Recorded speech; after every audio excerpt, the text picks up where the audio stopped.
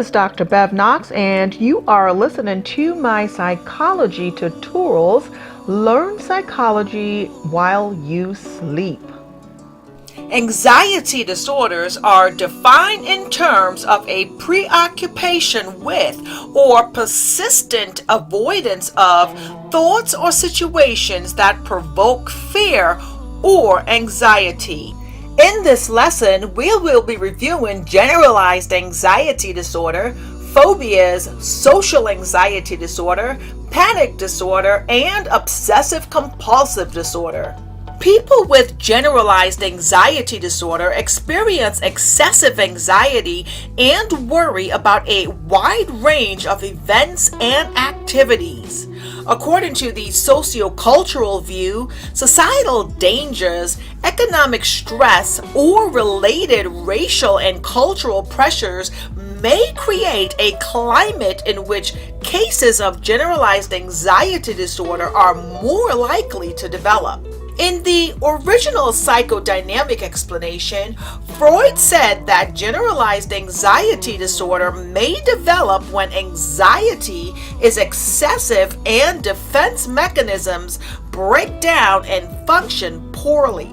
Carl Rogers, the leading humanistic theorist, believed that people with generalized anxiety disorder fail to receive unconditional positive regard from significant others during their childhood. Cognitive behavioral theorists believe that generalized anxiety disorder is caused by various maladaptive assumptions and or inaccurate beliefs about the power and value of worrying. Cognitive behavioral therapists help their clients to change their maladaptive thinking and or dysfunctional uses of worrying. Biological theorists hold that generalized anxiety disorder results from a hyperactive fear circuit. Common biological treatment are antidepressants, benzos, and antipsychotic drugs. Now let us review panic disorders. A panic attack is a sudden, overwhelming experience of terror or fright. Panic attacks are periodic, discrete bouts of panic that occur suddenly. Sufferers of panic disorder experience panic attacks repeatedly and unexpectedly without apparent reason. Panic disorder may be accompanied by agoraphobia, in some cases leading to 2 diagnoses. Many biological theorists believe that panic disorder is caused by a hyperactive panic circuit. Biological therapists use certain antidepressant drugs or benzos to treat people with this disorder.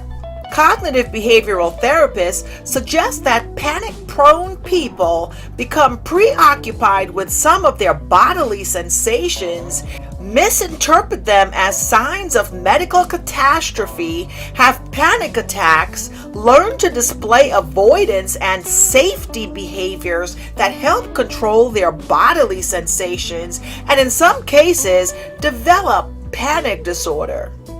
Cognitive behavioral therapists teach clients to interpret their physical sensations more accurately and to cope better with anxiety.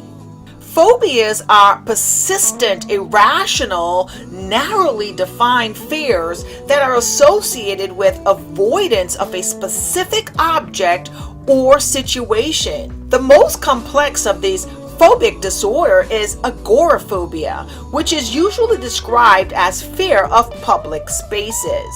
Again, a phobia is a severe, persistent, and unreasonable fear of a particular object, activity, or situation. The 2 main categories of phobias are specific phobia and agoraphobia.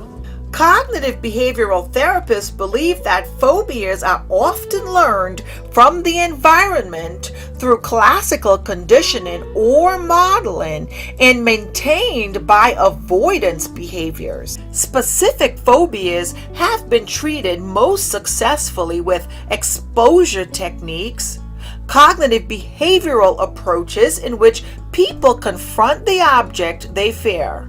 The exposures may be gradual and relaxed, also known as desensitization, or intense, known as flooding, or observed, known as modeling. Agoraphobia is also treated effectively by exposure therapy. Anxiety disorders are the most common type of mental disorder. Specific phobias have a 1-year prevalence of about 9% among adults, followed by social anxiety disorder with 7%, generalized anxiety disorder of 3%, and panic disorder 3%. Severe life events, particularly those involving danger, insecurity, of family conflict, can lead to the development of anxiety symptoms. Various kinds of childhood adversity, including parental neglect and abuse, increase a person's risk for later onset of an anxiety disorder. The learning model explained the development of phobic disorders in terms of classical conditioning. A modified learning view, known as the preparedness model, is based on recognizing that there are biological constraints in this process. We may be prepared to develop intense, persistent fears only to a select set of objects or situations. Let's move on to social anxiety disorders. People with social anxiety disorder experience severe and persistent anxiety about social or performance situations in which they may be scrutinized by others or be embarrassed. Therapists who treat social anxiety disorder typically distinguish two components of this disorder: social fears and poor social skills.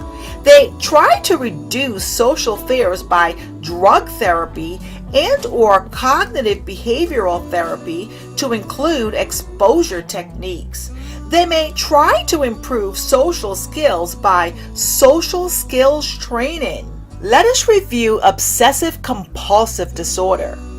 People with obsessive-compulsive disorder, also known as OCD, are beset by obsessions, perform compulsions, or both. Compulsions are often a response to a person's obsessive thoughts. According to psychodynamic view, obsessive-compulsive disorder arises out of a battle between id impulses and ego defense mechanisms. In contrast, cognitive behavioral theorists believe that the disorder grows from a normal human tendency to have unwanted and unpleasant thoughts. The efforts of some people to understand, eliminate, or avoid such thoughts actually lead to obsessions and compulsions. Cognitive behavioral therapists educate clients and help them correct their misinterpretations of unwanted thoughts. With such gains in hand, the therapists then conduct exposure and responsive prevention. So again, obsessions are repetitive, unwanted, and intrusive cognitive events that may take the form of thoughts or images or urges. They intrude suddenly into unconsciousness and lead to an increase in subjective anxiety. Compulsions, on the other hand, are repetitive behaviors that reduce the anxiety associated with obsessions. Now, how do we integrate the models? To explain anxiety, obsessive compulsion, and related disorders, proponents of the developmental psychopathology perspective examine how key factors emerge and interact at some points throughout the individual's lifespan. The factors of interest to them include genetic factors, a hyperactive fear circuit in the brain, an inhibited temperament, behavioral parenting style, maladaptive thinking, avoidance behaviors, life stress, and negative social factors. Most people suffering from anxiety disorders can be treated successfully. Several forms of intervention are beneficial, primarily behavior therapy, cognitive therapy, and medication. If you plan to work with a professional therapist, research before you begin working with a specific service provider. Also, read about treatments that have been elevated empirically. One other source of information is a website on research-supported psychological treatments that is maintained by the Society of Clinical Psychologists, www.psychologicaltreatment.org. Patient-run organizations have established support groups in many communities and share information about treatment alternatives. One outstanding example is the Anxiety Disorders Association of America. It includes a consumer's guide to treatment alternatives that is organized by specific types of anxiety disorders. More detailed information about obsessive-compulsive disorder and related problems can be obtained from the International OCD Foundation, a not-for-profit organization composed of people with OCD, their families, and professionals.